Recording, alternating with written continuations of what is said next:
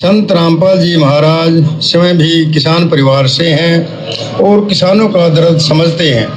अब इनके बोल वचन देखो भाई और बहनों, तत्वदर्शी संत के भगत होकर ये क्या स्टेटमेंट दे रहे हैं, क्या स्टेटमेंट दे रहे हैं। ये लिख रहे हैं कि संत रामपाल जी किसान परिवार से हैं, इसलिए किसानों का दर्द समझ सकते हैं। किसानों का दर्द इन लोगों के अनुसार, इन परम भक्तों के अनुसार सतगुरु रामपाल जी किसानों का दर्द केवल इस बात से समझ सकते हैं कि वो भी एक किसान परिवार से हैं। अगर किसान परिवार से संत रामपाल जी नहीं होते तो इन लोगों के अनुसार संत रामपाल जी को किसानों की तकलीफों का नहीं पता चलता। तो संत रामपाल जी तो इन लोगों के अनुसार केवल किसान परिवार में उत्पन्न है ना।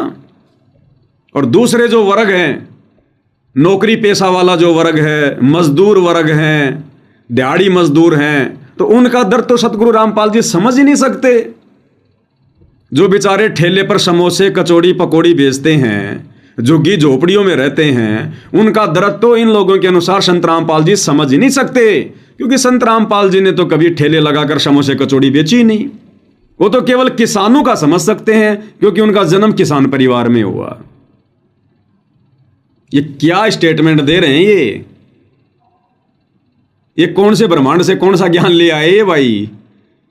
ये हैं ये बड़े बड़े परम भगत, 30-30 साल से गुरु जी की भक्ति करने वाले, जमीन दान करने वाले। ये सतलोक का दरवाजा जमीन दान करने से नहीं मिलता, सतगुरु के 24 घंटे साथ में रहने से नहीं मिलता।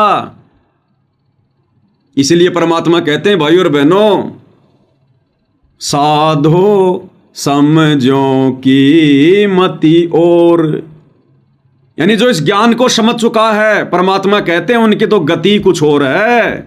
ज्ञान की छींट भी नहीं है, देख लो इन लोगों के पास में ज्ञान की छींट भी। एक मानुष साबित कर रहे हैं संत रामपाल जी को कि वो किसान परिवार से हैं, इसलिए किसानों का दर्द समझ सकते हैं।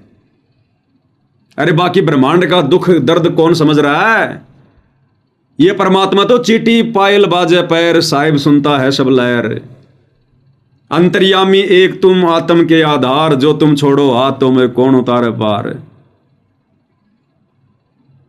मानुष बना के छोड़ दिया इन्होंने अपनी नजरों से, मानुष।